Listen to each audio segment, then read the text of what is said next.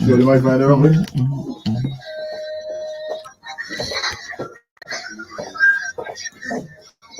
Yeah, you might find it on me.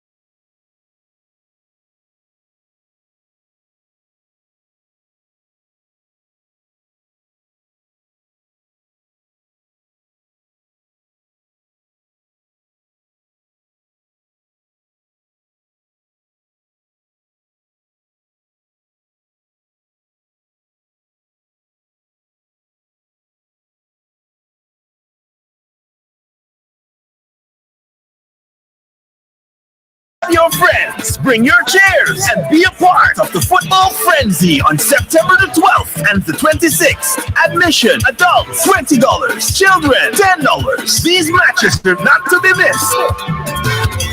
At the People's Pharmacy, we've put our mission at the center of our name. We are people-centered, and every day we renew this commitment to providing products and services that help our valued customers lead healthier and happy lives. The People's Pharmacy fills prescriptions promptly and accurately, and also offers a wide range of vitamins and supplements, plus generic medication for everything from an upset stomach to the common cold. We offer toiletries and baby care items, skin care and hair care items too. All that coupled with a friendly, knowledgeable, and efficient staff to ensure customer satisfaction every time you shop. The People's Pharmacy offers extended opening hours, 8 in the morning to 8 p.m., Mondays through Saturdays. For more information, give us a call at 456-1170. The People's Pharmacy. We go further to serve you better.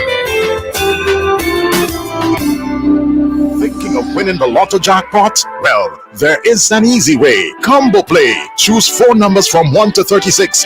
That's a combo 4 at a cost of $64. Match any 4 of the 5 numbers and win the Lotto jackpot. There's Combo 6, where you purchase 6 numbers for only $12. Match any 5 of the 6 Lotto numbers and hit the jackpot. How about Combo 7? That's a purchase of 7 Lotto numbers for $42. Match any 5 of the 7 numbers and you will win the jackpot. There are also Combo 3, Combo 8, and Combo 9 Lotto plays. Visit the NLA headquarters in Pauls Avenue or WhatsApp 495-6886 for more details. Lotto, you have to be in it to win it. General Hardware still has the best prices on steel, lumber, and plywood. So go on, compare prices. And if by chance you find a better price, no stress. Just talk to the General and they will beat that price plus give you special priority delivery. Yes, General Hardware offers free island-wide delivery on most purchases, so you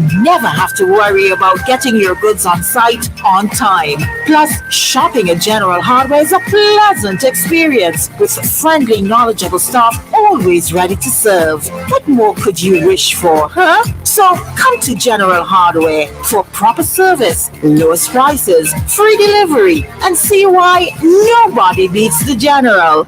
Nobody. Your dream house, renovating or updating, we supply high-quality engineered hardwood flooring, luxury vinyl planks, and a wide assortment of stylish trims. We also supply wall and floor tiles and tiling-related products. How about your staircase? We have railings, posts, pickets in metal, stainless steel, wood, and glass to make your staircase a centerpiece. We offer personalized selection and shipping service from Canada to SVG. Contact Marlon on WhatsApp at 289-200-7649 or District Stairs on Facebook.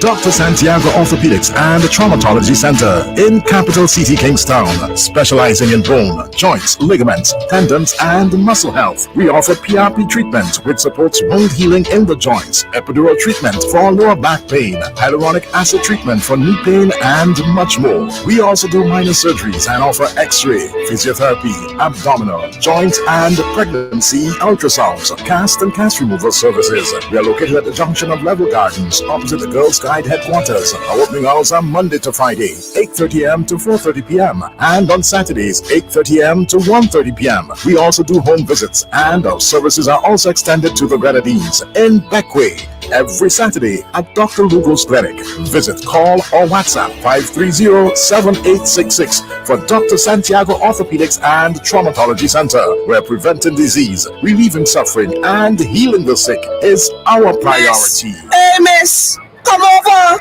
Take a look at my necklaces now! I have one that will be perfect for you. Miss! Hey, miss! Fine! All the coming to People Island to look and then what buy nothing now? Cheap self. Excuse me, miss. You know what you just did? That was the wrong way to get the tourist attention to buy your product. Wrong way, sir? I ain't studying wrong or right way. I just want to sell me necklace them and go home. I'm getting the attention any which way I can. While everybody's trying to sell their crafts, you have to bear in mind that tourists come here to enjoy our country and relax, and they don't want to be harassed. You want them to browse and walk around and choose for themselves whatever they want to do, what they want to buy. Tourism is for me, tourism is for you, tourism is everyone's business. Live it. Love it. It's a long pass from Justin Sutherland up to Alex Stewart. Alex Stewart over to Onyx Anderson. Anderson Jones pass to the defender. He shoots. He scores. Goal, goal, goal, goal, goal. It's the 2023 Nations League qualifiers for both men and women. Back-to-back football for the rest of the year. September, October, November, and December. Football has got you covered. Dixie Heat takes on Belize, Bermuda, and French Guiana in home and away games. And there's more. Lady Heat takes on Bermuda, Dominican Republic, and Barbados. It's the Nations League qualifiers. Follow our social media pages for more information at SVG Football Federation and Instagram at SVGFF_football. It's Football Mania. Stay tuned for more information. Stop what you're doing. I want to tell you about Otto Marine Coatings. In Villa, right on the main, you have a car, you have a boat, and you want them look nice. Now with the Automotive, they are the official distributors of the Max Meyer car refinishing brand. It includes car automotive paints, clear coat reducers, hardeners, body filler, compressor fittings, automotive body oils. You have coolants, you have degreasers. So run down and check them out now. You get a 10% discount on all automotive paints. You have a boat, bottom protectant primer, barrier shield primer. They also carry the anti-fouling paint, fiberglass resin, fiberglass matting. They have stainless steel bolts and screws, 2-cycle and 4-cycle marine oil, anchor chains, buoys and fenders. They have everything you could think about for your boats and for your car. So run down and check them out now. They're located in Villa, right on the main. Otto Marine Coatings. When you reach down there, check Bruce, check Michael, and they're gonna work with you. A 10% discount, it's waiting on you. Let me go down there now. Otto Marine Coatings in Villa. Morning time here at the Star is some 17 minutes away from the 8 o'clock hour, and at this point in time we'll be linking with a radio station in St. Lucia. Good morning, St. Lucia. Vibes at Sunrise, that's the name of their morning show. This morning we're featuring our Prime Minister, Dr. Ralph Gonsalves, and we will take in that interview, and then right after we'll get into the morning scoop. So keep it on right here on the Star. And Caribbean importance. And I want to start with how much time we have? I was told we have 1 hour. If your schedule permits a little more, we'd appreciate it. I was going to say if my schedule permits a little less. Let's see how it goes. Let's see how it rolls. The issue of crime in the region continues to be a ticklish one and a worrisome one for all of our citizens. Just look at what happened in your own country a few weeks ago. In the heart of St. Vincent and the Grenadines, multiple of your citizens were gunned down, a youngster amongst those affected as well. And there were talks that perhaps the perpetrators of these crimes may have been imported because of the ticklish nature of crime and the porous nature of our borders.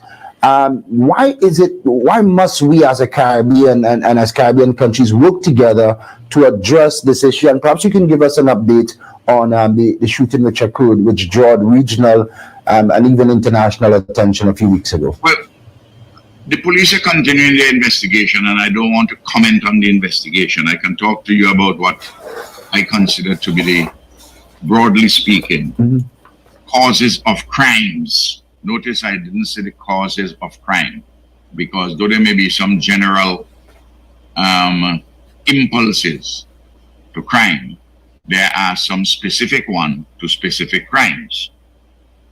For instance, there may be a general approach, a general impulse to a person who wants to be lawless, but the specific impulse to steal in a supermarket something to eat, it's a different impulse than killing somebody or raping somebody.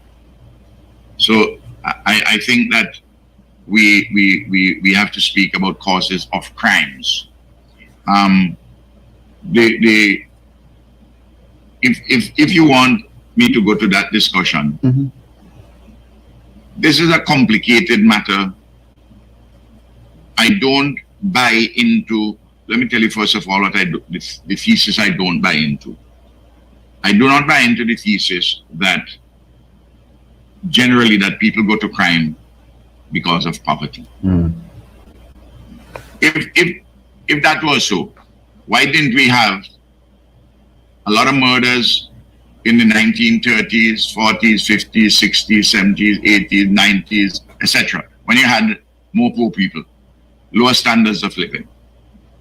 Why didn't we have that? Why is it that inside of a poor household, John Brown becomes a professor in the prisons, and Ephraim, his brother or his cousin, becomes a professor at the University of the West Indies? So when you begin to look at the issue, what are some of the general propositions which emerge? First of all, most serious crimes and crimes of violence in our region, anywhere at all in the hemisphere, they're committed overwhelmingly by young males. So that's the first thing. Young males. Now let me begin by saying too that overwhelmingly most young males do not commit serious crimes. It's a minority. But of those who commit, the persons who commit crimes, serious crimes, especially crimes of violence, are overwhelmingly young males. Overwhelmingly too, that category of persons come from homes which are broken, dysfunctional. Those persons overwhelmingly do not take advantage of the opportunities in the education system, do not take opportunities in the job market, or to do something meaningful with their lives. Most of those persons, overwhelmingly, also come from circumstances which you may call a culture of crime, which has emerged. Then, those persons, most of them, if you look, those who go to the courts, those who are the serious, who commit the serious offenses of violence, you don't find them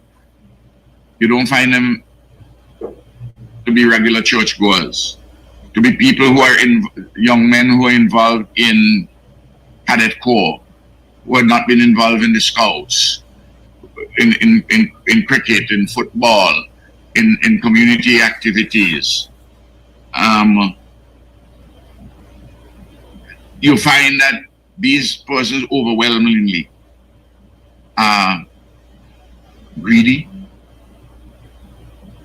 Many overwhelmingly too are interested in easy money, drugs. Then you have the guns which are coming in and the bullets easily from the United States, because of the crazy system they have in the US that it is right. You have a right to bear arms, and you could buy a 9mm by any store on a Saturday afternoon, and it comes down in a barrel or comes in some other way. And the guns and that become toxic. And then you add a lot of vanity issues, the power of the gun. There's fight over some turf, sometimes over women, sometimes it's to impress. I'm talking about all the general things, and then you have the add-ons. So those, then if you have a judicial system which is not as functional as it should be, that may also be the policing and judicial system. But the policing, in the inadequacies in the police and judicial system don't cause the crime.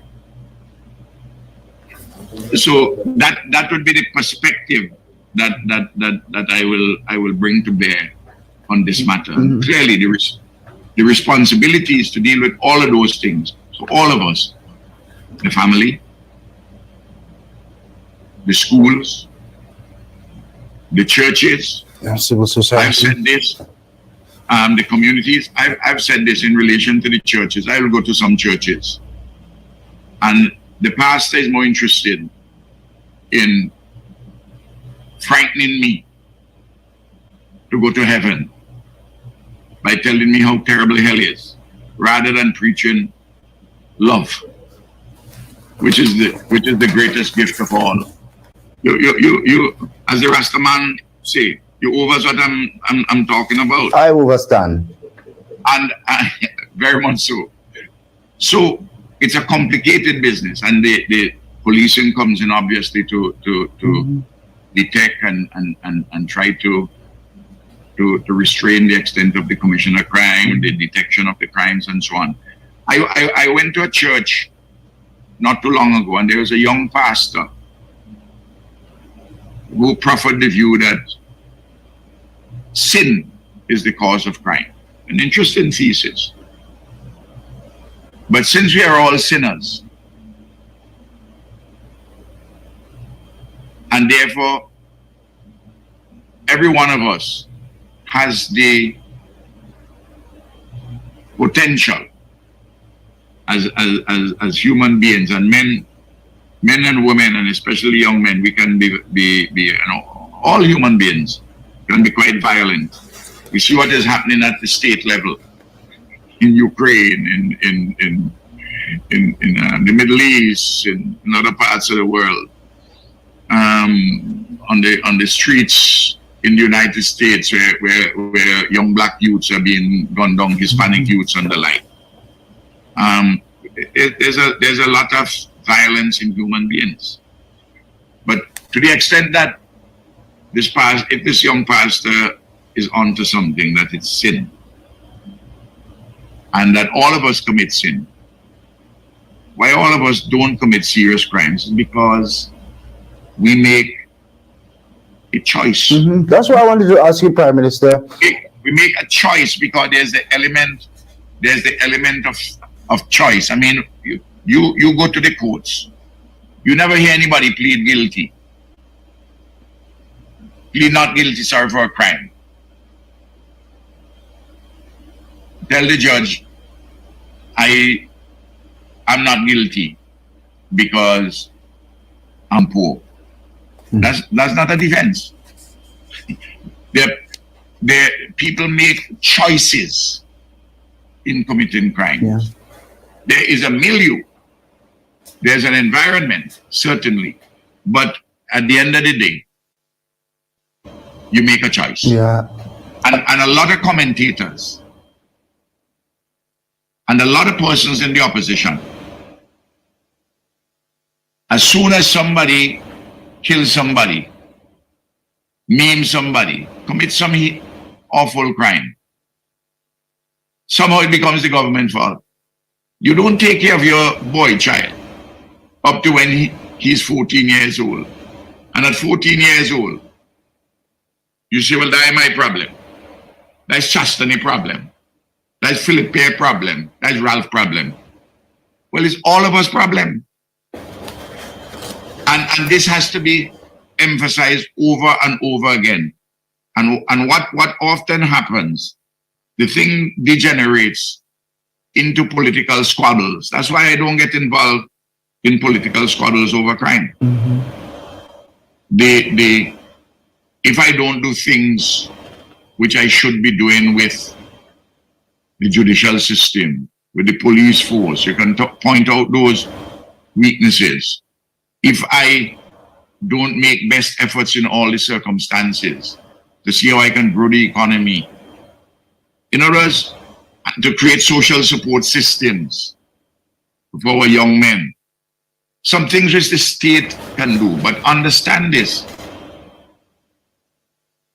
There's the individual, there's the community, there's our civilization, of which the broad society is a critical part.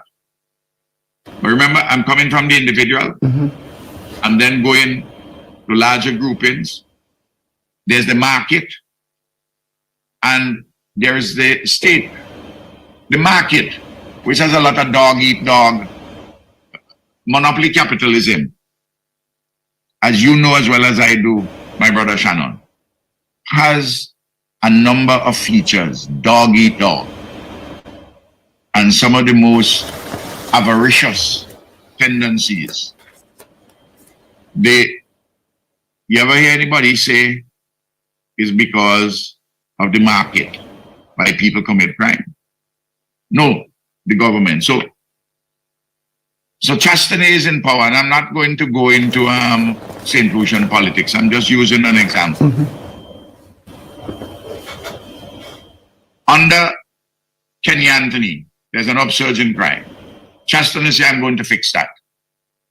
Well, it's not a magic wand because of what I've just explained to you as to the causes of crimes. I don't know if Philip had come by and said, well, listen, Chastany can't fix that. I can fix this. I'm the man. But there's no magic wand. All of us have to be involved in this matter in a serious way. And right-thinking persons have to make sure we don't give the spaces to those who choose to be serious criminals. I'll tell you this. I have come to a settled conclusion that I've moved hither and thither on this issue, the death penalty. But I think the Privy Council, our own Eastern Caribbean Court of Appeal, that we have been wrong in essentially bringing to an end the question of the death penalty for murder or particular types of murder. And that might work, the no death penalty might work in some places, but I'm satisfied that the death penalty is something which would be a deterrent in our circumstances for persons who restrain persons from making the choice to come and kill or commit some other serious crime of violence. So you get a mouthful from me on this subject. Yeah. I can talk about it But all the time. it's interesting how you presented the perspective that it goes back to individual choices. And you said, frankly, a lot of the perpetrators of serious crime are young men. They don't take advantage of the economic activity opportunities. They don't take advantage of the educational opportunities as well. So it's a matter of how do we start to change the mindset of some of these young men.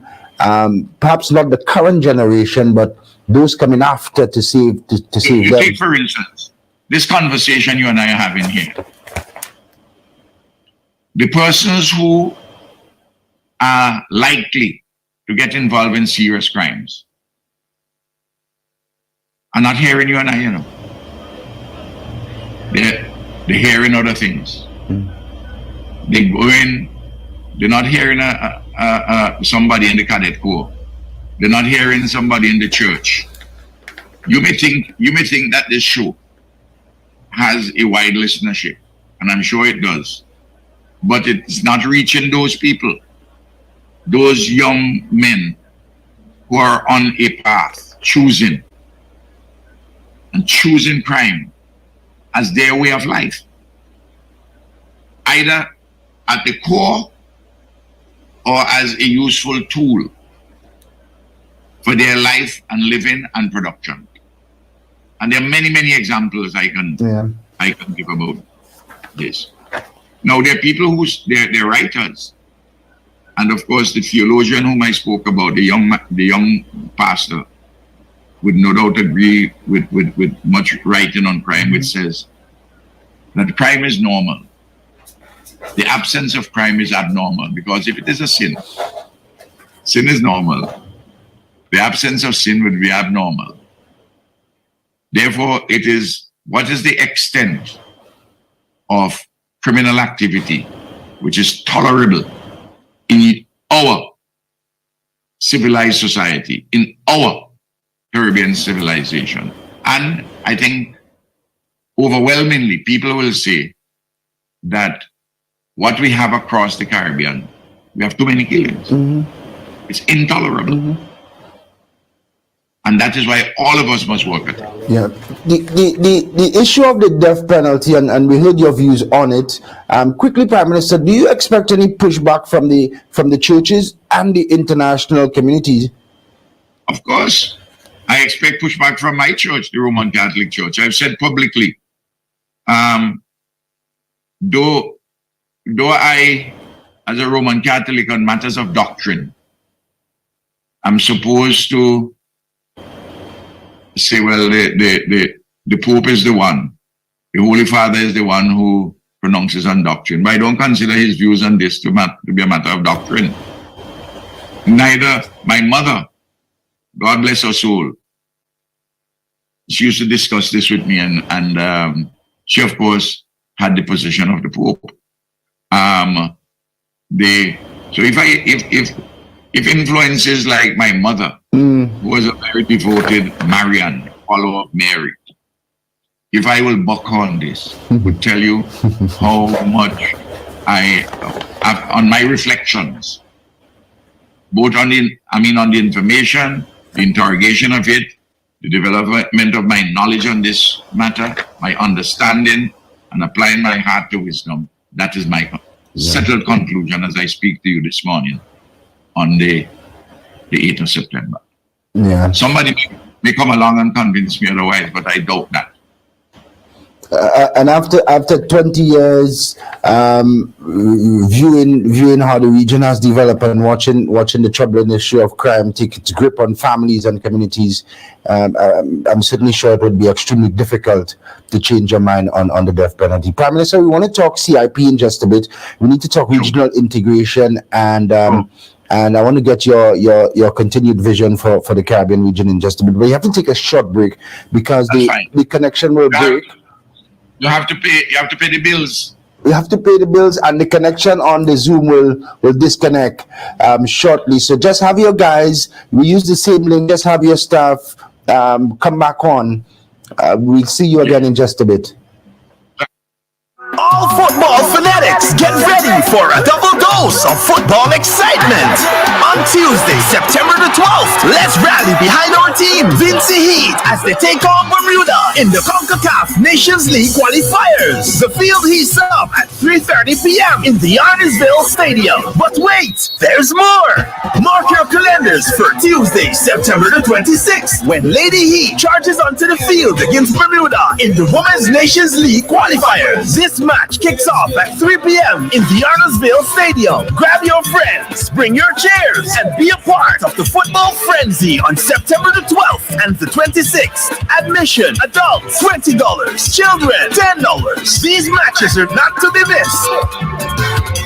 At the People's Pharmacy, we've put our mission at the center of our name. We are people-centered, and every day we renew this commitment to providing products and services that help our valued customers lead healthier and happy lives. The People's Pharmacy fills prescriptions promptly and accurately, and also offers a wide range of vitamins and supplements, plus generic medication for everything from an upset stomach to the common cold. We offer toiletries and baby care items, skincare and hair care items too. All that coupled with a friendly, knowledgeable, and efficient staff to ensure customer satisfaction every time you shop. The People's Pharmacy offers extended opening hours, 8 in the morning to 8 p.m., Mondays through Saturdays. For more information, give us a call at 456-1170. The People's Pharmacy. We go further to serve you better. Thinking of winning the Lotto jackpot? Well, there is an easy way. Combo Play. Choose 4 numbers from 1 to 36. That's a combo 4 at a cost of $64. Match any 4 of the 5 numbers and win the Lotto jackpot. There's Combo 6, where you purchase 6 numbers for only $12. Match any 5 of the 6 Lotto numbers and hit the jackpot. How about Combo 7? That's a purchase of 7 Lotto numbers for $42. Match any 5 of the 7 numbers and you will win the jackpot. There are also Combo 3, Combo 8, and Combo 9 Lotto plays. Visit the NLA headquarters in Pauls Avenue or WhatsApp 495-6886 for more details. Lotto, you have to be in it to win it. General Hardware still has the best prices on steel, lumber, and plywood. So go on, compare prices. And if by chance you find a better price, no stress. Just talk to the General and they will beat that price plus give you special priority delivery. Yes, General Hardware offers free island-wide delivery on most purchases, so you never have to worry about getting your goods on site on time. Plus, shopping at General Hardware is a pleasant experience with friendly, knowledgeable staff always ready to serve. What more could you wish for, huh? So come to General Hardware for proper service, lowest prices, free delivery, and see why nobody beats the General. Nobody. In your dream house, renovating or updating, we supply high-quality engineered hardwood flooring, luxury vinyl planks, and a wide assortment of stylish trims. We also supply wall and floor tiles and tiling-related products. How about your staircase? We have railings, posts, pickets in metal, stainless steel, wood, and glass to make your staircase a centerpiece. We offer personalized selection and shipping service from Canada to SVG. Contact Marlon on WhatsApp at 289-200-7649 or District Stairs on Facebook. Dr. Santiago Orthopedics and Traumatology Center in Capital City, Kingstown, specializing in bone, joints, ligaments, tendons, and muscle health. We offer PRP treatment, which supports wound healing in the joints, epidural treatment for lower back pain, hyaluronic acid treatment for knee pain, and much more. We also do minor surgeries and offer X-ray, physiotherapy, abdominal, joint and pregnancy ultrasounds, cast and cast removal services. We are located at the junction of Level Gardens, opposite the Girls Guide headquarters. Our opening hours are Monday to Friday, 8:30 a.m. to 4:30 p.m. and on Saturdays, 8:30 a.m. to 1:30 p.m. We also do home visits and our services are also extended to the Grenadines in Beckway. every Saturday at Dr. Lugo's Clinic. Visit, call, or WhatsApp 530-7866 for Dr. Santiago Orthopedics and Traumatology Center, where preventing disease, relieving suffering, and healing the sick is our priority. Hey, miss, come over. Take a look at my necklaces now. I have one that will be perfect for you. Miss, hey, miss. Fine. All the coming to People Island to look, and then what buy nothing now? Cheap self. Excuse me, miss. You know what you just did? That was the wrong way to get the tourist attention to buy your product. Wrong way, sir? I ain't studying wrong or right way. I just want to sell me necklace them and go home. I getting the attention any which way I can. While everybody's trying to sell their crafts, you have to bear in mind that tourists come here to enjoy our country and relax, and they don't want to be harassed. We want them to browse and walk around and choose for themselves whatever they want to do, what they want to buy. Tourism is for me. Tourism is for you. Tourism is everyone's business. Live it. Love it. It's a long pass from Jonathan Sutherland up to Alex Stewart. Alex Stewart over to Onyx Anderson. Anderson Jones pass the defender. He shoots. He scores. Goal, goal, goal, goal, goal. It's the 2023 Nations League qualifiers for both men and women. Back-to-back football for the rest of the year. September, October, November, and December. Football has got you covered. Vinci Heat takes on Belize, Bermuda, and French Guiana in home and away games. And there's more. Lady Heat takes on Bermuda, Dominican Republic, and Barbados. It's the Nations League qualifiers. Follow our social media pages for more information at SVG Football Federation and Instagram at SVGFF_football. It's Football Mania. Stay tuned for more information. Boy, stop what you're doing. I want to tell you about Automarine Coatings. In Villa, right on the main, you have a car, you have a boat, and you want them look nice. Now with the Automotive, they are the official distributors of the Max Meyer car refinishing brand. It includes car automotive paints, clear coat reducers, hardeners, body filler, compressor fittings, automotive body oils. You have coolants, you have degreasers. So run down and check them out now. You're getting a 10% discount on all automotive paints. You have a boat, bottom protectant primer, barrier shield primer. They also carry the anti-fouling paint, fiberglass resin, fiberglass matting. They have stainless steel bolts and screws, 2-cycle and 4-cycle marine oil, anchor chains, buoys and fenders. They have everything you could think about for your boats and for your car. So run down and check them out now. They're located in Villa, right on the main. Auto Marine Coatings. When they reach down there, check Bruce, check Michael, and they're gonna work with you. A 10% discount, it waiting on you. Let me go down there now. Auto Marine Coatings in Villa. Out with the old, in with the new. In the past, you complained when we failed. We listened and went back to the drawing board. At last, a new, fresh beginning. A fresh face, a new product. International Standard Metals A792 presents Galvaloon, an aluminum roofing metal, branded best used for roofing material, tested and proven to be of superior quality. Get wider coverage for the best prices on the island. We offer a variety of colors, including zinc sheets. Also, take advantage of our unique roofing patterns, U-panel, industrial, and crimp Spanish style. Visit us at the Diamond Industrial Estate. Call us at 784-456-9900 or email bmlsvg@gmail.com. Galvaloon, a product of International Standard Metals.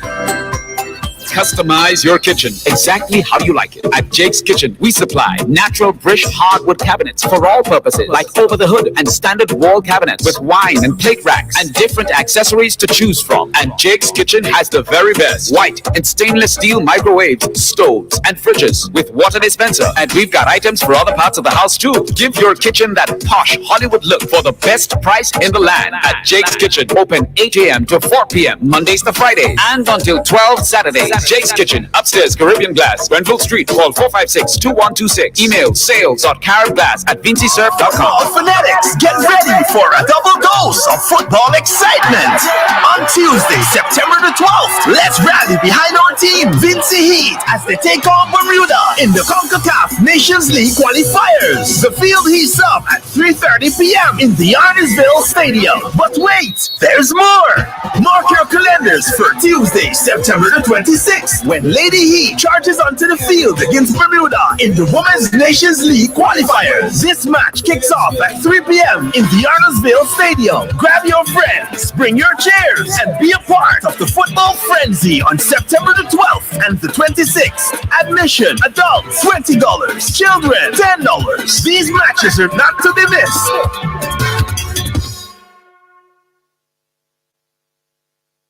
Through the valleys, over the hills, and across our beautiful waters.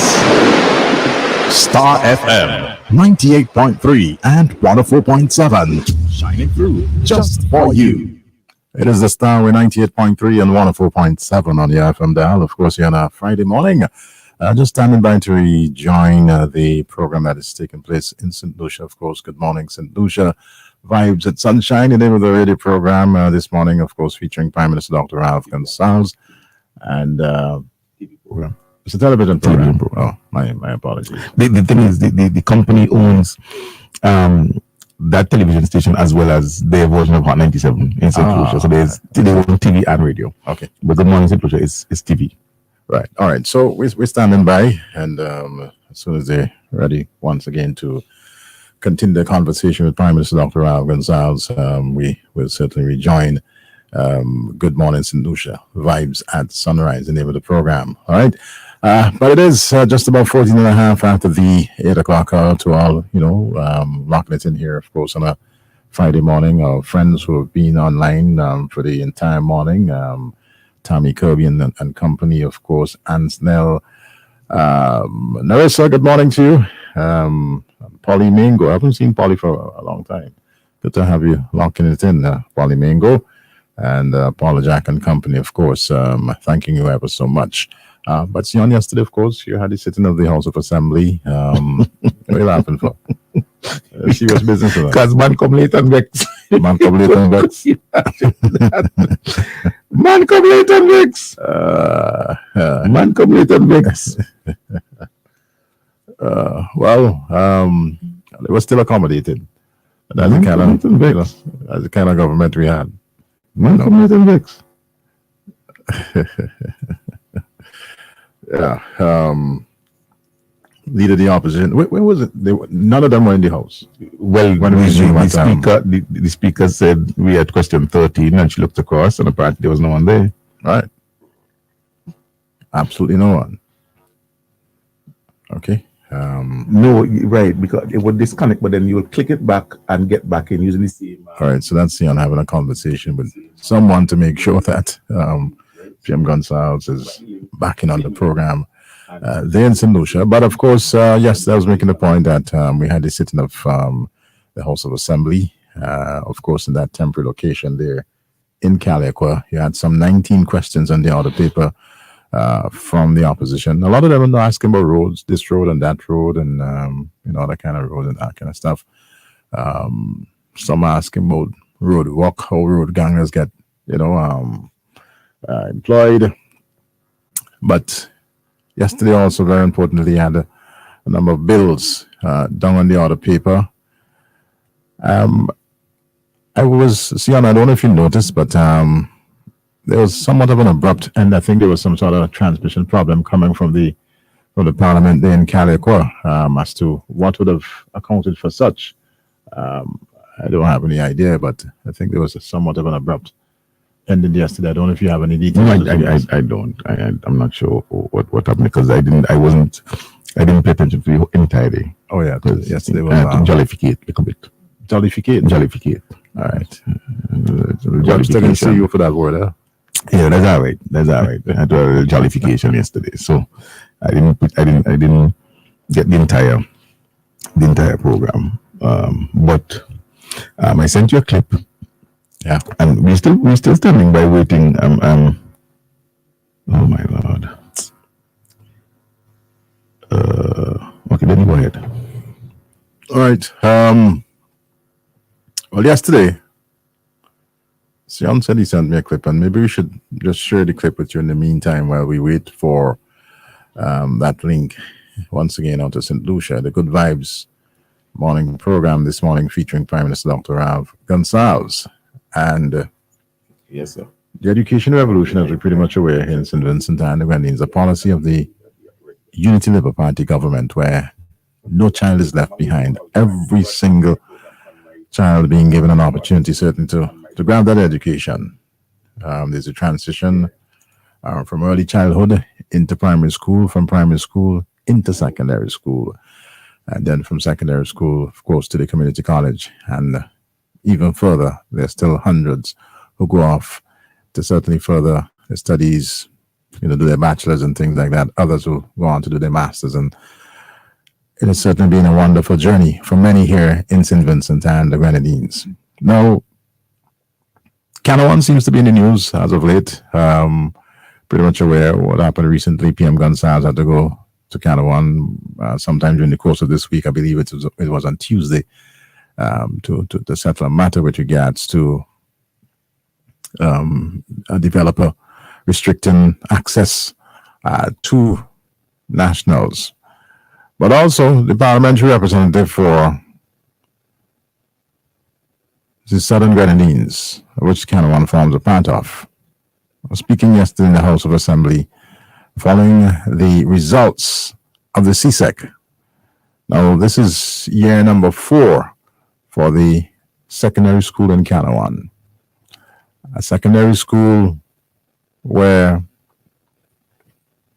the government of the day, led by Prime Minister Dr. Rav Gonsalves, saw it necessary to construct. And the first set of CSEC results for that school came this year. And the results are good. Very good. And I must commend the students first and foremost, the teachers, and the parents down there in Canawan. There are lots of smiling faces. And such is the case across the length and breadth of St. Vincent and the Grenadines. Now, the parliamentary representative for that constituency spoke yesterday and was very glowing in his remarks. His nose swelled too. There's no question about the fact that Mr. Terence Oliver very happy about what took place at the Canawan Secondary School. This is after his leader, rubbishing the education revolution. But we have the clip, and let's share this clip with our listeners. Madam Speaker, I would like to single out the Canawan Secondary School. They celebrated their 4th anniversary just a couple days ago, but it was the first time at the CXC examinations. And Madam Speaker, their results was quite phenomenal. Indeed, I believe the whole of Canawan, the community, they joined in the celebration. We must congratulate the principal, the staff, the whole community, and the students themselves. It is heartening that even at the first time, they had 100% pass in English language. For a school who's just doing 6C at the first time, the mathematics pass rate was at 67 or so %, which is higher than the average of the Caribbean. And also, quite in a number of subjects, you find they had 100% passes, like IT and others like that. So we must congratulate them. And as I said, it's the first time at CXC, and they did a remarkable job. Some of these students got 100% passes in all their subjects, and we are really proud of that school and what it's turning out to be. Thank you very much. Phenomenal. Any adjectives to use? Phenomenal. Yeah, remarkable. Huh? Yeah. Could you explain to me, Brother Denny, how an education revolution that is irrelevant, according to Gordon Friday? He says he's questioning the relevance of the education revolution. Explain to me how an irrelevant revolution could present remarkable and phenomenal results. Canawan Secondary School is a secondary school built by this ULP government as part of the education revolution. I am pretty sure, Brother Denny, that and we don't know what happened. It seems that there was a drop in the link and problems with reconnection. So I'm not sure what is going on because I'm not there. Let me take a call because a call coming in. So very well. All right. No, but see, I'm making the point that the government of the day, immediately having come into office in 2001, policy of the education revolution high on the agenda, tabled in the House of Assembly. As a matter of fact, when that bill was tabled, there was a division of the vote to specifically determine, first and foremost, if the Parliament is in favor, quite naturally, but to give an account of every single member of Parliament as to where they stood relative to that education bill presented by the now Speaker of the House of Assembly, the Honorable Rochelle Ford.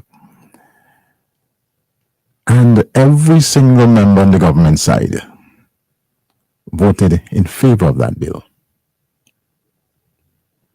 On the contrary, every single member of the opposition,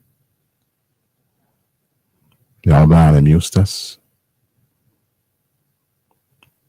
Terence Oliver, Godwin Friday, they voted no. No to allowing our students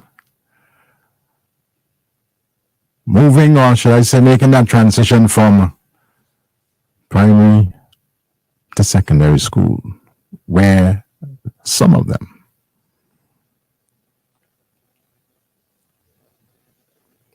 didn't make the passing grade.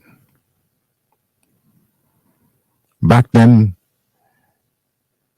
you had a situation where just 4 out of 10 being given the opportunity to get into a secondary school. So 60% of our students were left languishing, left with no hope. Notice these days they're trying to hold on to the word hope. Well, the party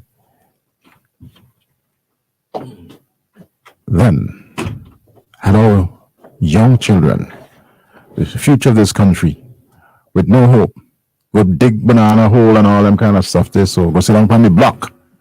You want to talk about crime now? Well, those kind of things certainly would have been a catalyst for crime. But we ain't talking about that this morning. The policy of the education revolution allowed for every single child to make that movement from primary into secondary school.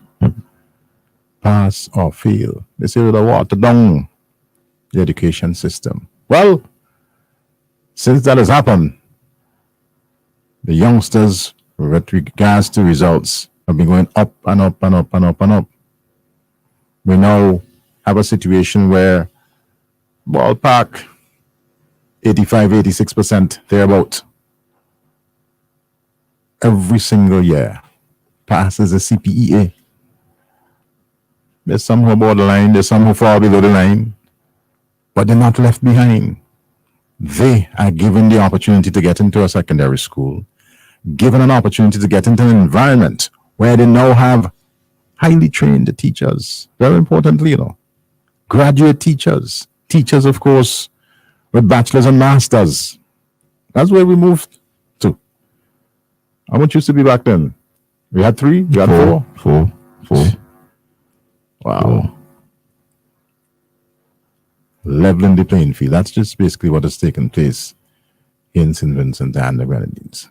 And the Canawan Secondary School, as pointed out by the MP for the Southern Grenadines, just into its 4th year. But at its very first attempt, 100% passes in English. There were a number of students who got 100% passes.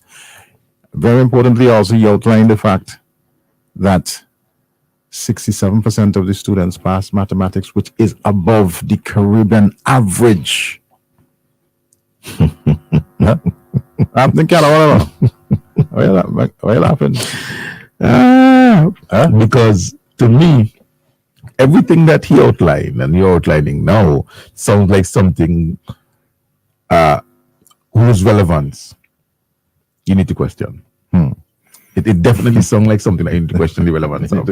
Yeah, absolutely. I mean, 100% passes in the subjects, 100% pass in English. They're first sitting at the CXC, 67% passes in math, which is higher than the Caribbean average. I mean, I would question the relevance of that too. Why these children going to school to do all this thing here? For what? For what? I would love to know if there were any students, and I believe there were, but I'd love to know if there were any students who wrote the exam who failed the common entrance and were given the opportunity to go to school, even though they failed the CPEA, and now look at the opportunity. You know what he said? He said, if you fail, it's okay. It's okay. There's another chance. That's a fact. That's a fact. Boy. We have a call though. Hello, good morning. Morning, comrades. What happening? Morning. Good morning, comrade. I see you unhappy. Happy belated one. Thank you, buddy. Yeah. Well, you know, after win, oh God, again, I echo and feedback, but I don't know. Hold a second, man. You go ahead. We'll try to sort it out while you speak. Go ahead. Yeah. I had to win on this kind of one thing, but I heard the member for the Southern Grenadines yesterday, and I hear the question that I have to ask. But where is the relevance of the education revolution, guys? Where's the relevance of all this success story at the kind of one secondary school? That's what we're asking right now. That's exactly what we're asking right now. That's exactly what we're asking. And you know what I'm saying? And they said disingenuous that they will never pass the credit where credit is due. You understand? Because Sir James at a meeting at the Canawan government school at one time, when they mentioned the issue of secondary education, he uttered two simple words, not feasible, in the story. Wow. And they never raised another word or another issue with relation to secondary education in Canawan until the Unity Labour Party came into office and the education revolution became the premier flagship of the ULP. And they start a call for secondary education. You see, because to build a secondary school in Canawan and to have it functioning for that amount of students requires the political will. Yes. And and they will run from that like holy water. You understand what I'm saying? It requires the political will to invest in secondary education in Canawan. But there it is. I know them are wrong. I ain't tongue long enough according to Chuck. I ain't tongue too long. Master know you. You know what I mean? Yeah. Master know you. And as I'm rolling on that too, there are some things that I believe that the NDP would stay away from. The current issue in Canawan with relation to access at the Canawan resorts at the CRD is something too that they're running from. You heard any statement coming from the leader of the opposition, coming from the opposition as a whole? None. Absolutely none.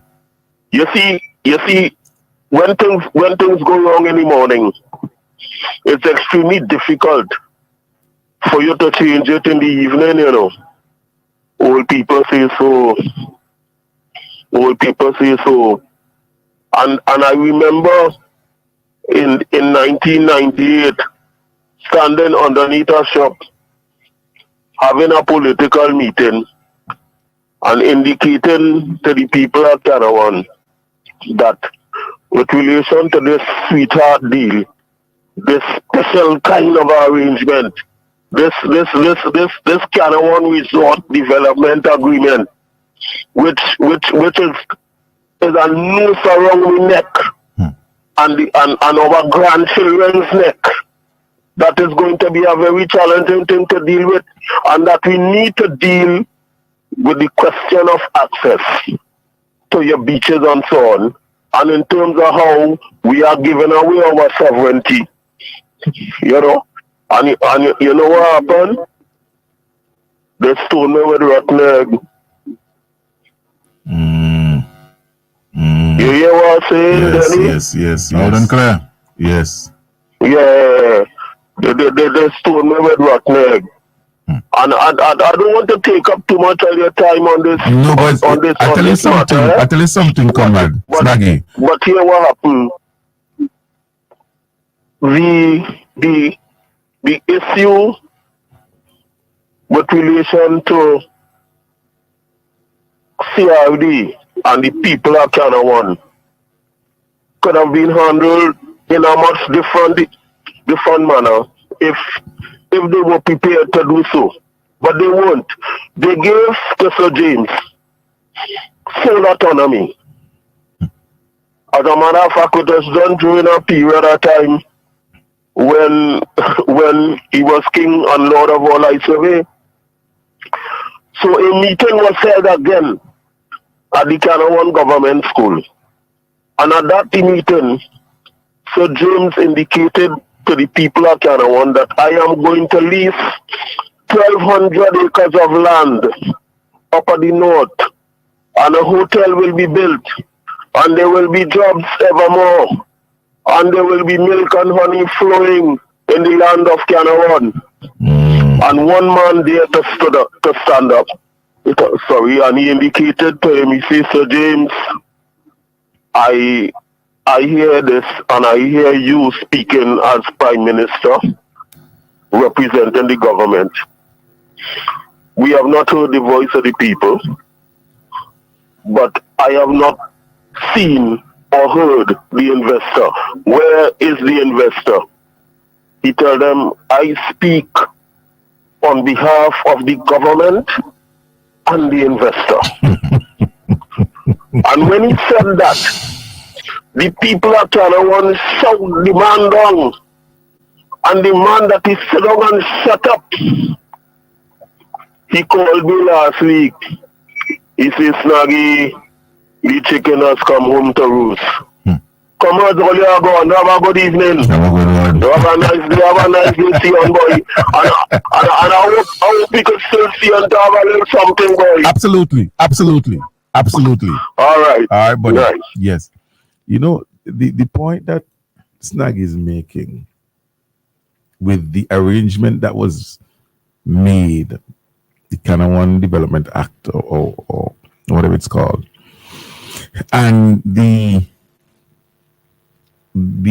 input of the NDP into that arrangement, which is now affecting us years later. Now, somebody might say, man, just tear up the agreement. But it can't be that simple. It can't be that simple. So now you have to use serious negotiations to try and work things out, because there is an agreement signed by the government of St. Vincent and the Grenadines with CRD. There is an agreement.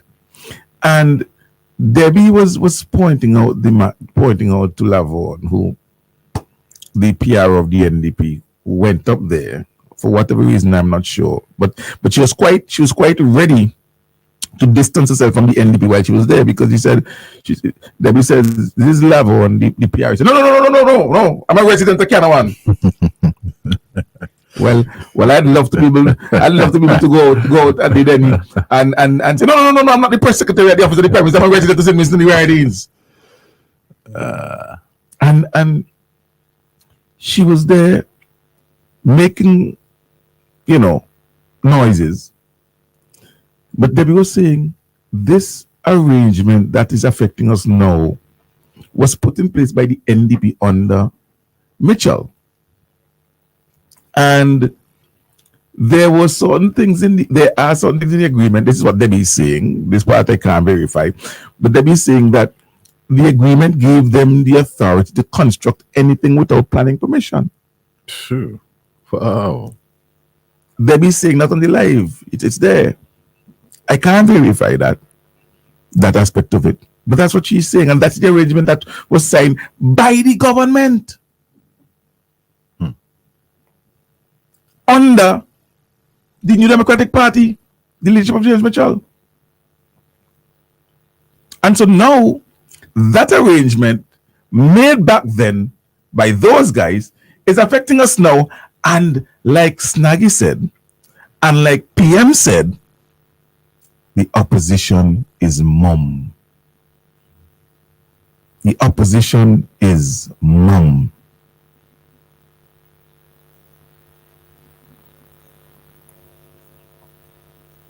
You see, if Debbie is correct, and I have to really look at that arrangement, if Debbie is correct, where they were given the permission by the government who signed the arrangement to be able to construct anything without planning permission, then when they do this, they are not breaking the law as we know it, because that permission was given to them in a signed agreement by the government, by the legislature. Because by that time, they might have well been, like Stag was saying, that period when he was Lord of Wally Survey, between 1989 and 94, they were legislator, executive, everything, alone. So it may not be an agreement that we can rip up and start over. And most importantly, it may not be something that we can say, you're breaking the law. If in fact she's correct, I don't know she is, because they're not. They're not.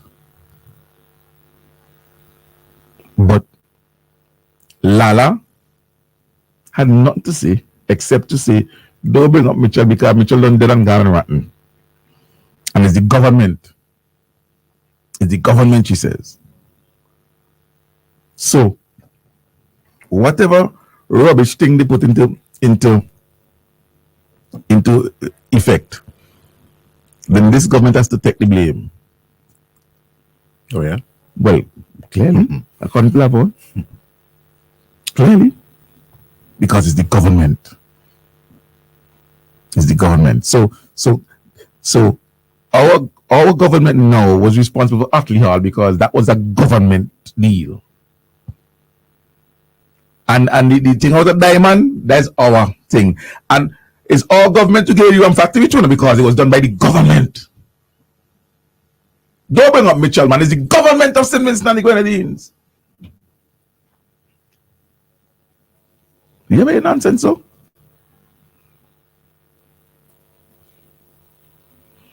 But there's a lot of things happening in Canada. Hopefully there's a not a temporary resolution, but hopefully a permanent resolution so that this thing doesn't keep flaring up. It doesn't keep flaring up. And I thought when I was looking at the live, I thought that the lady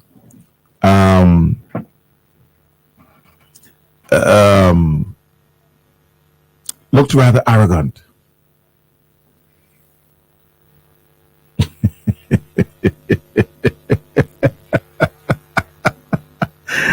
Oh, I can't read this though. Can I read that, Danny? What, from Caddy? No, from Richard. Oh, I haven't seen that one. Yeah. I haven't seen that one. Yeah. I would rather be represented by the world's stupidest idiot than be represented by Terence Oliver. This is a shameless, incompetent, negligent, lazy, and parasitic imbecile that cries crocodile tears in his effort to mask his. Please issue a disclaimer that right? That's not how we do things here at the Star. Mr. Rich. Yeah, take it easy. I know how you're feeling, but you know. All right. So PM is back on. No, I think PM wants to join us this morning. Oh, okay. By the Wonderful. telephone. All right. Wonderful. So yes, those are Richard's words, and he is giving his opinion what he prefers, and that's fine. All right, we have that call coming in.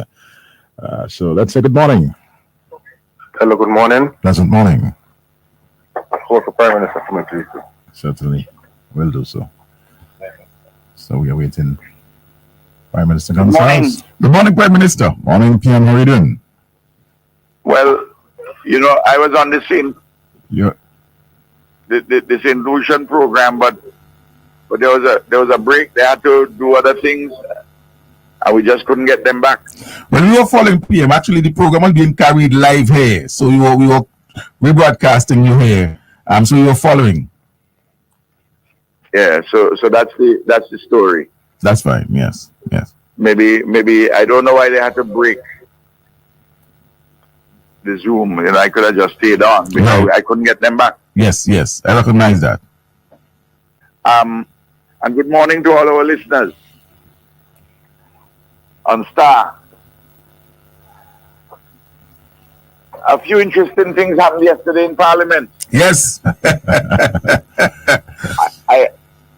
I know I heard Snaggy speaking about all the commendations. Yes. Which Terence Oliver, representative for Southern Grenadines, gave about the Canawan School. Yes. And as Nagy said, they will give credit to everything else. Yes. Except the role of the government. Like the government has no role in that. Right. But not that I'm looking for commendations to the government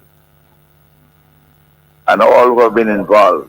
And of course I praise the Ministry of Education, the parents, the teachers, all those, community and the like. But the NDP has been having a backward position on education from day one. From the time this administration came to office, the ULP came to office, and we rolled out the education revolution. I mean, you get some inane positions from them. Like, for instance, Friday questioning the relevance of the education. Well, first of all, they were saying there is no education revolution. Yes. When something came to support the education revolution, they say no. Yes. Absolutely. Now they're admitting that there's an education revolution, but it has no. They have to question the relevance. Yes. It's the same approach with the airport, the international airport at Argyle, the Raboka Bridge, the port in Kingston. When we started the geothermal, we know by way of the exploration we met a difficulty with the lack of permeability in the rocks. You would have only know that until you drill. And we didn't spend any of our money on that. It was all part of a package which we had negotiated with grants and so on. In cash and kind.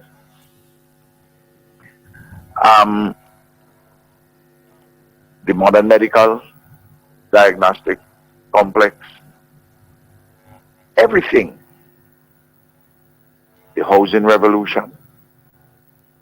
When we were building when we had put $20 million EC for the development of the Arnesvale playing field and some associated playing fields for warm-up matches. Waste of money. even at the Argyle International Airport, when I went to Parliament for monies additionally for the jet bridges, which is $1 million US apiece. Friday said that the Prime Minister has champagne taste with a Moby pocket. That's why he put jet bridges. Never mind everybody following our example to put jet bridges. Those who never had before. Yes. You know, everything. And yesterday, we saw the NDP and the leader of the opposition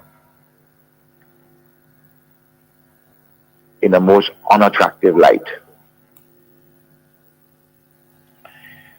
We suspended Parliament from 1:30 to 3. Because we are out Caliacua, the House provides lunch, they cater for lunch. Well, the time before, they never ate lunch there, they ate lunch somewhere else. I don't know what is the reason. Yesterday, the same thing. They did not get back to Parliament on time. When the Speaker came into the House, it was already after 3 o'clock. 2 minutes or so after 3 o'clock. She called for question 13. None of them was present. She waited a little while. She said, Prime Minister, meaning that let's get on with the business.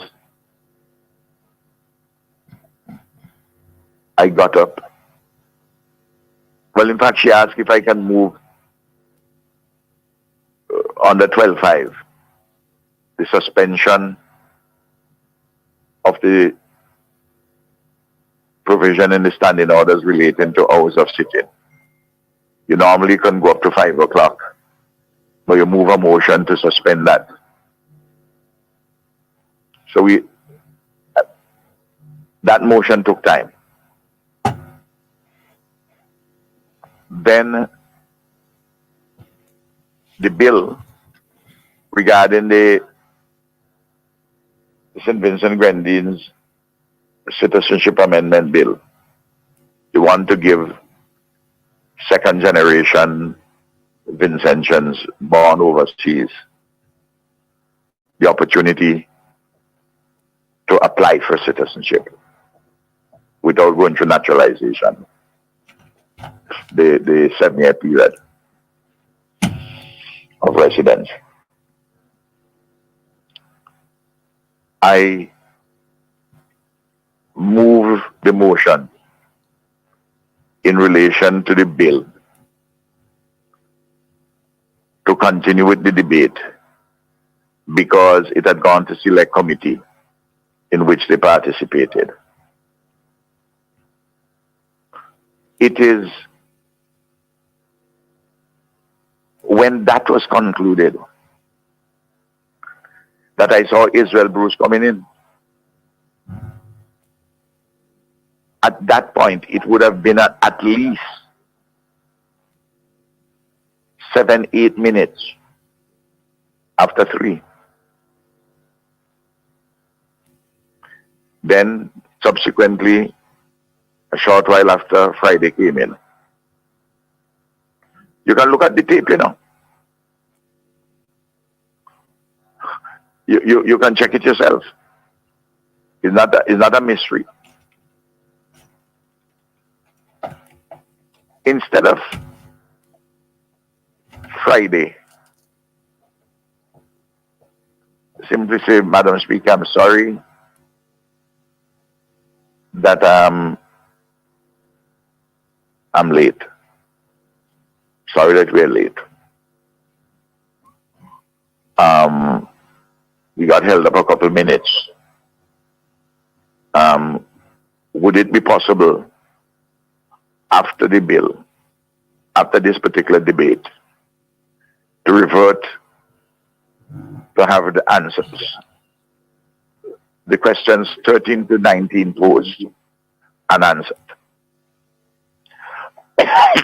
Instead of doing that, acknowledging that he was late and asking in a reasonable manner without any anger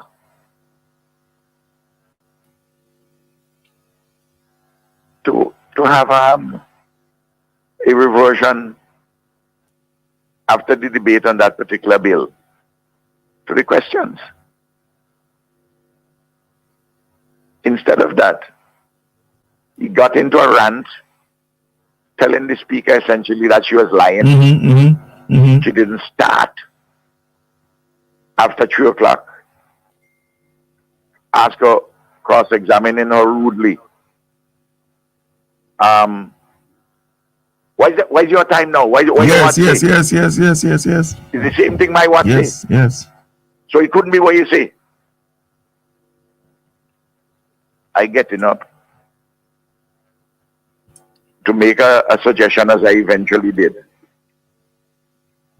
I'm not talking to you, I'm talking to the speaker. I'm on my feet.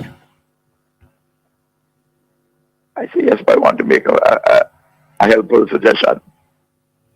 As people would see the contrast with a simple matter. Friday losing his cool, get angry, just plain disruptive of accusing the speaker essentially of lying, not wanting the questions to be answered. There was just some mundane things with the questions. And eventually, you notice that when I put the suggestion to the speaker, none of them on the opposition side say, well, that is a useful suggestion. They were mute, either through malice or by visitation of God. I don't think God visited them in that regard and Captain cut the tongue.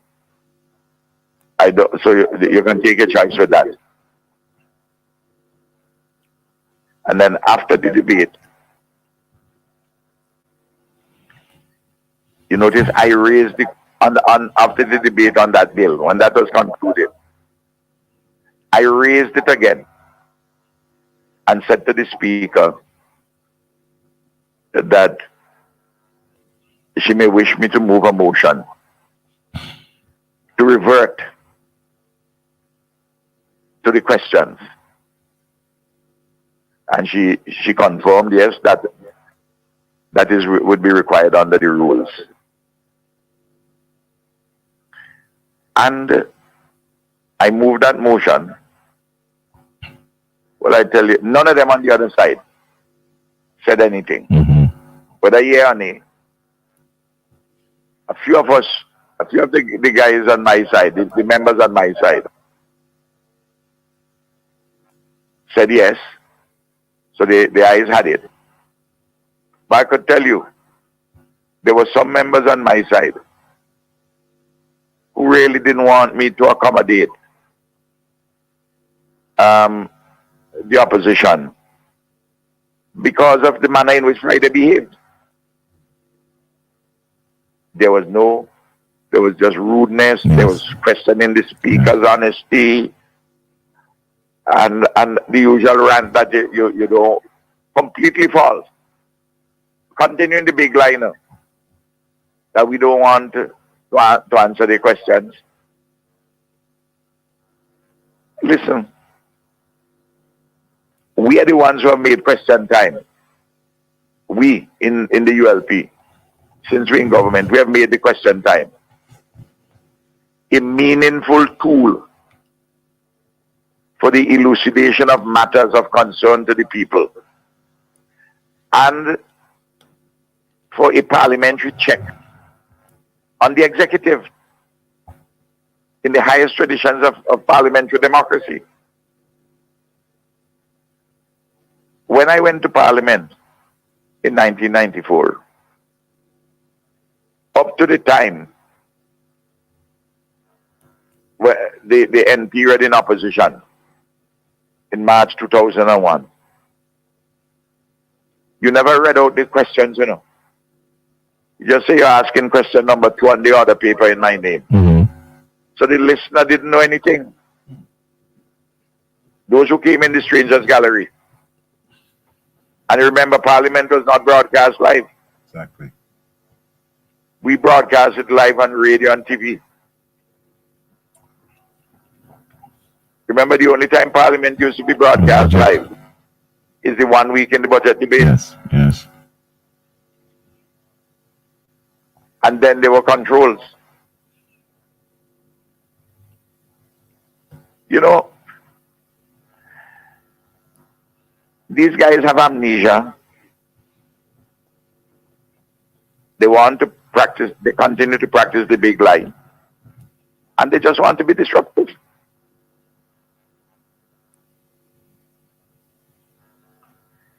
The bill, as I said, the St. Vincent Grenadine Citizenship Bill, Amendment Bill, because we were amending the law on an important matter, citizenship. And you know how I view this, that it is the highest office in the land. Yes. Higher than Prime Minister, higher than Governor General. I said that we would put this bill to select committee. You remember, we published it online and in the newspapers. And we asked for persons to submit any memoranda. Nobody submitted any memorandum. At the first meeting, Mr. Joel Providence requested of me, the chairman, if he can come and raise some questions, and if he can seek clarification and make a contribution. I allow that. So Louis came to me, said he has some questions he'd like to have answered. If he can raise them at the select committee, I gave permission. And I said yesterday that the bill that came out of the select committee, in terms of the technical legal drafting, was better than when it went in. Which is part and parcel of the reason for a select committee. But one of the reasons, in my view, why nobody else on the opposition, other than the leader of the opposition, spoke, they did not want that debate to be widened to include citizenship by investment, selling of passport and selling of citizenship. Because there were members on their side would have, if Leacock spoke and Bruce spoke and Bramble spoke, they would have talked things which would have made the debate wider. And they didn't want that. Yeah. I'm giving you commentary. Yeah. Yeah. They're running from that now like how jumping Yeah. Yeah. Eh? But I want to demonstrate again on matters which are either very complicated, which is be good to go through the select committee process and give people an opportunity to comment and participate, or if the matter is a fundamental question of policy, like, for instance, anything touching and concerning citizenship. You see how your government functions? Absolutely. And you saw the irate nature of a man on a simple thing where he could have just been humble and say, I'm sorry I'm late, Madam Speaker. So he went on a rant. In fact, one policeman during the break when the electrical problem came about, said to me in a group of 3 other police, not anybody from my security team, said to me, Prime Minister, with all your burdens of office, you were so cool today. He said, how is the leader of the opposition going to deal with complicated, burdensome problems if he can't even deal with a simple thing of coming late, being humble, and seek the Speaker's permission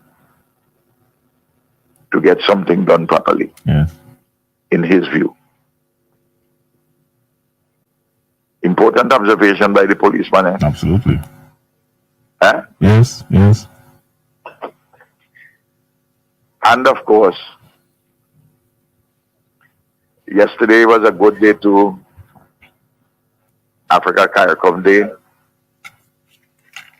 We have to make it bigger and better. I'm very happy to hear the drummers who came and were drumming. Drumming in joy. Not drumming in malice. Remember August last year, no? Yes, yes. 21, it was August 21. Remember when after they bust me head? Their drummers, and their performance was applauded by the NDP, because their mantra was, with the drummers when they were drumming, the world boss get busted. Yes, yes. You should have dead. Misusing and abusing the majesty and beauty and solemnity of the drum. Huh? Anyway, the people are watching. Yes. Yes. And I'm satisfied. The people would have made their conclusions from their observations. The mathematician and philosopher of the early 20th century, a British citizen, Bertrand Russell, once said very simply that science begins and ends with observation. Huh? Old people put it differently. Trust what you see. And what you saw from the opposition yesterday was not good. And what you heard from them wasn't good either.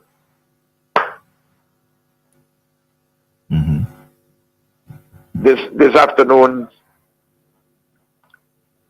I go to have a meeting, to have a view of Sandals and encounter with them. Down on the site now. Okay. I'm looking forward very much to that. And really the conversation with them about the progress.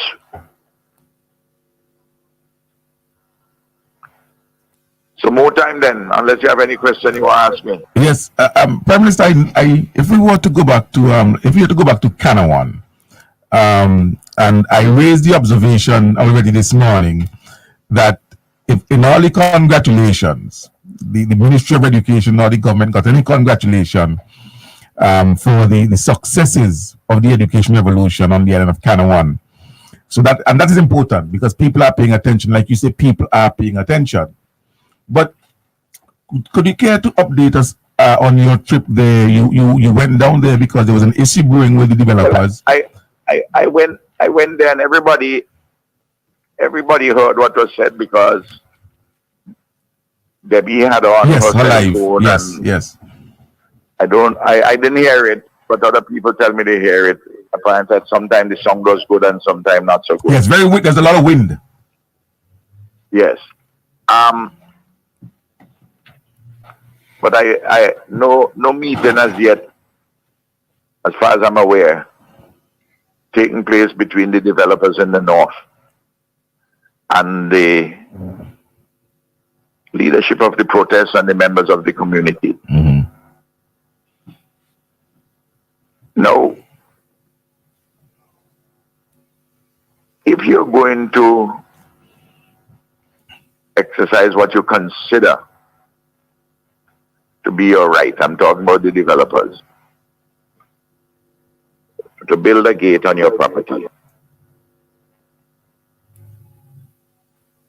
And let us assume for the moment that you have the property right to do that. The history of the problem with access. Some place which is reasonable to get through the beach. Without more, the people would have, and they do have, a reasonable apprehension that you're going to put this big gate to keep them out. The assistant manager said, no, that is not the purpose. I said, well, you all just have a meeting with the people in the community and work out reasonable, satisfactory arrangements. The fact that you have the right to do something, you have to be sensible and sensitive. In the circumstances which I've just described about the apprehension.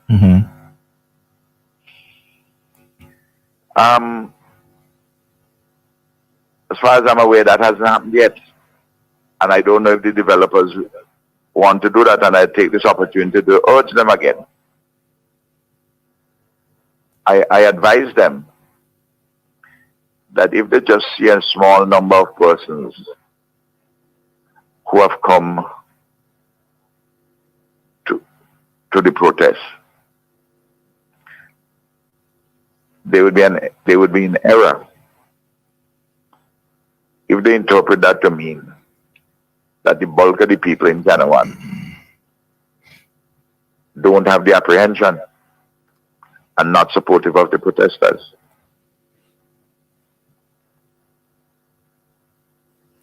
You know, some people may just not want to protest, particularly in a relatively closed environment as that one now. And with the dominance of the developers in the lives of people in Canawan, or at least the looming dominance. And that's why I said to them, have a conversation. A small number of leaders now, those of the protest, two of them perhaps, a pastor, a teacher, small businessman, another hotelier in the area, down there, and local people now. And I suggested that rather than a town hall style meeting, where every issue, other than this one at hand, would be raised, and a lot of confusion, a lot of noise on extraneous matters now. Not that those other matters may not be important, but let me address this one in a sensible and reasonable manner and within a setting more conducive to resolution and understanding. Now, look,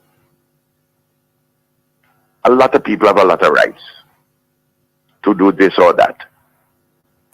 But you need to function reasonably. The state has a set of rights.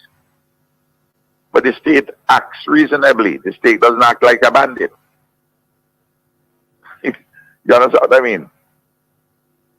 The state don't go and act unreasonably. Right. It ought not to do so. Workers have certain rights. And workers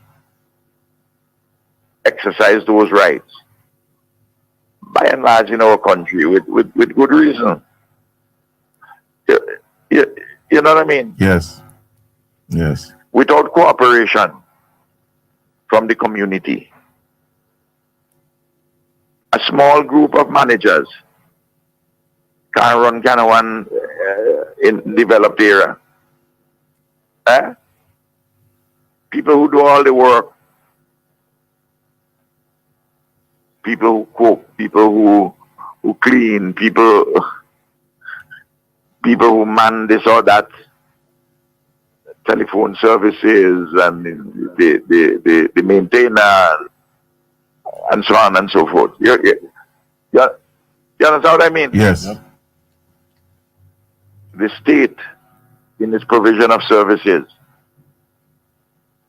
everybody has to work together.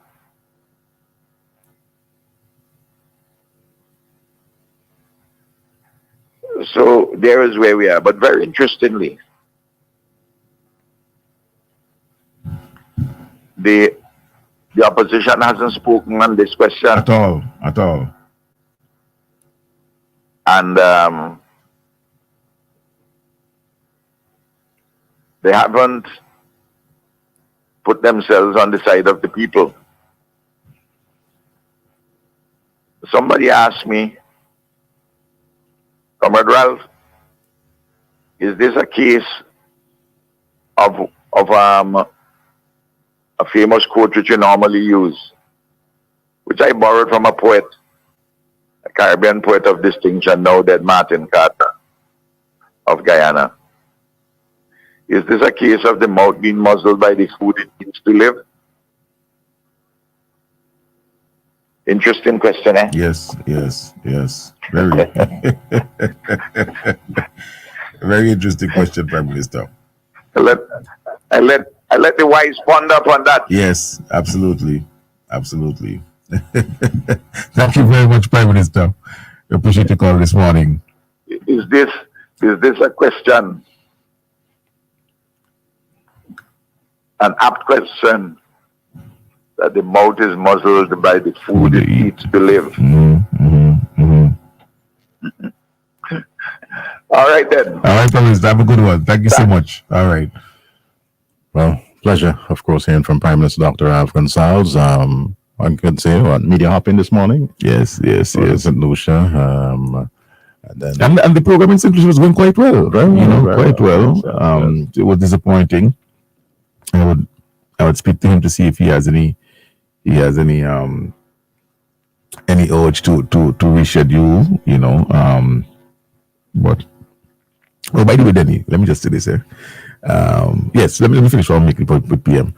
So I found out if he has an appetite to reschedule and continue the discussion because it was really going well.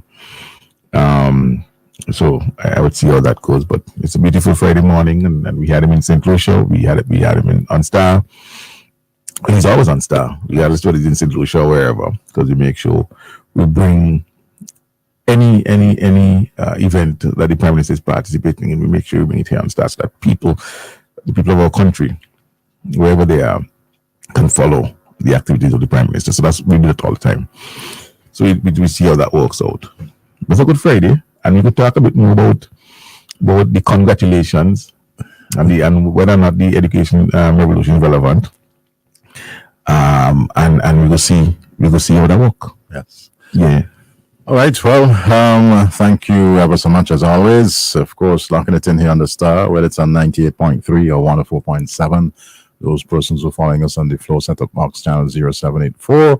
If you're on our website at star983fm.com, thank you ever so much. And can't forget our Facebook friends, including Dr. Richard Barron Cox, who misbehaved this morning. Right? But it's all well. It's all well and good. It's all well and good. It's all well and good. Yeah, that happens sometimes. Let me say this now though. That 1 second, I'm getting off this as well. Sorry. Where are we now? Yes.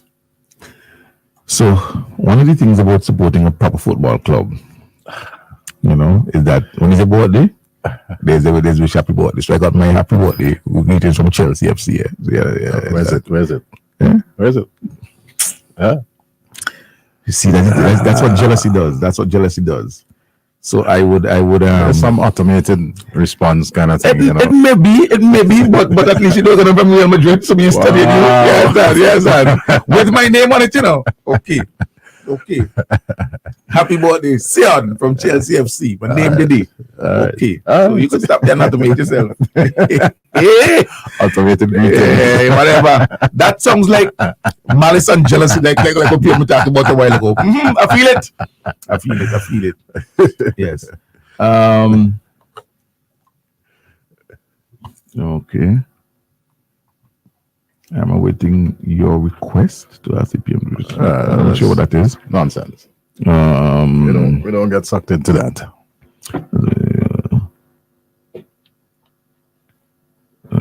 What? Well,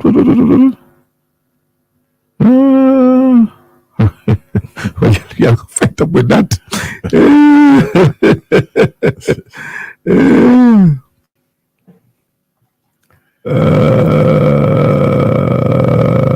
It's time for us to wrap up. Yeah, let me wrap up. So it was a pleasure. Keep it locked in. The lady Giselle Chance is up next. She takes care of things until about 2 o'clock. And the Dream, Earl Abbott, of course, in the afternoon, 2 until 6. Keep it locked in right here on the Star. All football fanatics, get ready for a double dose of football excitement. On Tuesday, September the 12th, let's rally behind our team, Vinci Heat, as they take on Bermuda in the CONCACAF Nations League qualifiers. The field heats up at 3:30 p.m. in the Arnesville Stadium. But wait, there's more.